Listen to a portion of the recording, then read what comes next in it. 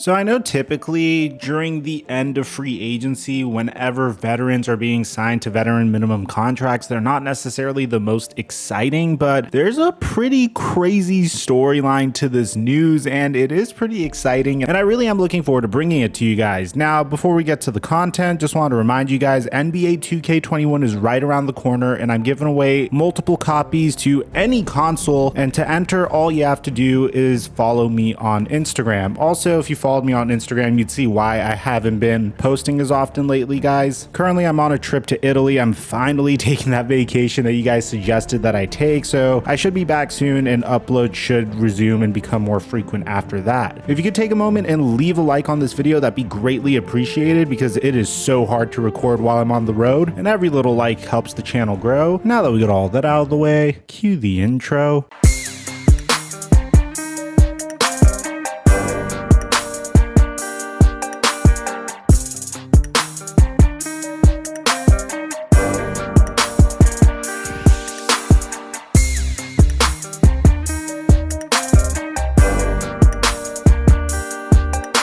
Mic check 1 2 1 2. What's going on, everybody? It's been a relatively interesting year and a half for Rajon Rondo, starting with winning a NBA championship with the Los Angeles Lakers at the conclusion of the 2020 season, and then shortly opting to cash in on quite possibly one of his final opportunities to have a pretty decent NBA paycheck that isn't going to be a veteran minimum paycheck with the Atlanta Hawks during 2020 free agency, which originally I really thought was a fairly awkward fit to begin with. I assume the reason why the Hawks signed him initially was to place him in more of a veteran mentor role for Trae Young and just to have a veteran voice in that locker room. Ultimately, the Hawks had a remarkable opportunity to flip Rajon Rondo for another veteran guard that brought in a skill set that was more necessary for them in Lou Williams, in a move where the Los Angeles Clippers looked absolutely desperate for a brand new point guard to at least have someone create plays for Kawhi Leonard and Paul George. Rajon Rondo would head over to the Los Angeles Clippers, and after an unsuccessful stint with the Clippers, Rajon Rondo would get dealt to the Memphis Grizzlies as part of a trade that would send Eric Bledsoe back to the Los Angeles Clippers. And although it is a cute idea to have Ja Morant and Rajon Rondo on the same team for mentorship reasons, ultimately this isn't a guy that is going to get a lot of playing time on the Memphis Grizzlies, and his contract isn't really necessary to have on the books. So Shams Charania reported on Saturday afternoon that Rajon Rondo had completed a buyout with the Memphis Grizzlies and is expected to sign with the Los Angeles Lakers, which is fantastic for everyone involved, right? After all, this is a guy that literally went to Los Angeles, won a championship with the Lakers, stuck it out with them during some fairly difficult years, even when LeBron James arrived, and then ultimately got the ultimate reward with a NBA championship. Well, unfortunately, this isn't necessarily the greatest news for another individual that the Los Angeles Lakers were initially looking at prior to signing Rajon Rondo, and that is Isaiah Thomas. Now, if you guys have been paying close attention to Isaiah Thomas this offseason, things have been going from bad to worse, and honestly, I feel tremendous empathy for this guy. There was a report that the Los Angeles Lakers worked out Darren Collison, Mike James, and Isaiah Thomas, and apparently, according to John Krasinski, the Los Angeles Lakers were strongly considering signing Isaiah Thomas, and things appear to be headed that way as September approaches. But Rajon Rondo getting this buyout from the Memphis Grizzlies clearly changed things in recent days. Now, of course, Isaiah Thomas and Rajon Rondo are two different types of guards. Both of them aren't nearly the players that they once were. Both of them are seen as definitive liabilities in various different ways. Isaiah Thomas in the fact that he is an undersized guard and is a huge defensive liability, and Rajon Rondo has worked on his abilities as a jump shooter. He hasn't been the same player offensively statistically. If you look at his OBPM during his time with the Los Angeles Lakers, he did have a brief stint with the Clippers. During those 18 games, he had a positive OBPM. He is consistently really solid on the defensive end, and more often than not, his box plus minus trends negative, although his VORP tends to be positive. So he is a solid defensive player, but I believe the reason why this impending move is about to be made is for something completely different. So according to Adrian Wojnarowski, this is what he tweeted on Saturday: Rajon Rondo will clear waivers on Monday and will likely be signed to fill the final available roster spot with the Los Angeles Lakers. Now, obviously, I kind of have some PTSD from reporting stuff way too early in the past, so I waited until Monday, which is today, to get this to you guys, and Woj came out and said on Monday, today, that Rajon Rondo plans to sign a one-year, $2.6 million